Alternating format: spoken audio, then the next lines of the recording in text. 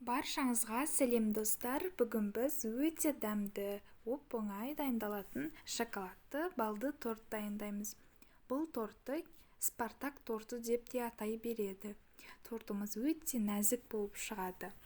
Ең алдымен газға қоятын ыдысқа жұмыртқаны, қантты, тұзды салып, жақсылап венчиктің көмегімен араластырып аламыз да, үстіне какаоны саламыз. Сосын балымызды саламыз. Содан соң үстіне сары майды салып, жақсылап араластырамыз. Енді бұл массамызды отқа қоямыз. Біздің отымыздың асты қатты жанып тұрмауы керек. Орташа отта, тіпті жай отта осылай толықтай ертіп аламыз. Біздің массамыз толықтай ысыған кезде үстіне сода қосып, жақсылап араластырамыз да оттан аламыз. Біздің сода қосқасын реакция жүріп, массамыз нәзік пышны болады. Содан соң үстіне ұнды аз-аздан қоса отырып, осындай қатты құралдың көмегімен араластырамыз. Мен ағаш қасықтың көмегімен араластырдым. Ұнды бірден мөлшерінен көп салып жіберуге болмайды, өйткені ұнды көп салсақ, біздің корждарымыз тым қатты болып қалады. Енді пищевая пленкаға барлық қамырымызды саламыз. Сосын колбаса тәрізді етіп, сопақша тәрізді келтіреміз де. Енді бұл массамызды мұздатқышқа салып аламыз. Біздің қамырымыз қатты болып тұруы керек. Енді пищевая пленкадан босатамыз да, бірдей 8 бөлікке бөліп, қамырларымызды домалақтап шығамыз.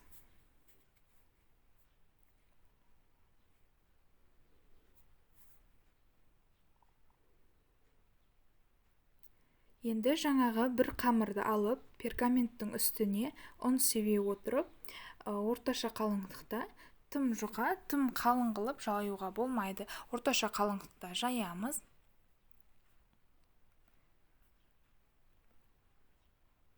Мен тортты 20 диаметрде жасағым келді. Сол үшін 20 диаметрлі қылып, осындай кольцоның көмегімен кесіп алдым.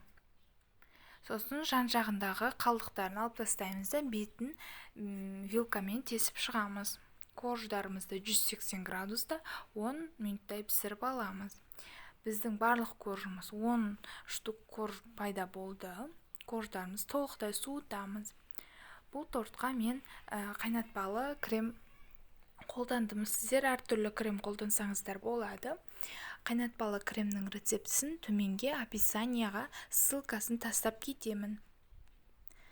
Тортымызды толықтай жинап болған соң, 3-4 сағат холодильникте ұстасақ, біздің тортымыз одан әрі жұмсақ, нәзік болып шығады. Тоңазытқыштан алып, қалған кремді жағамыз, қалауымызша сәндейміз. Мен үстіне бір коржды майдалап, ұнтақтап, крошка жасап, осылай жан-жағына сеуіп шықтым. Содан соң ерекше оформление жасайын деп, осындай вилкамен қасықты қойып қойдым да, үстіне сахарная пудра септім. Осылай алып жасақ, өте әдемі узор бізде пайда болады. Сосын малинамен сәндедім. Сіздер әртүрлі жемістермен сәндесеңіздер болады. Тіпті еш нәрсемен сәндемей-ақ қойсаңыздар да болады. Біздің тортымыз дайын. Міндетті түрде дайындап көріңіздер. Өте нәзік, күшті болып шығады. Иісі деген вообще күшті болып шығады. Сіздерге дайындап көруге кеңес беремін. Баршаңызға сәттілік. Сіздермен болған Раушан.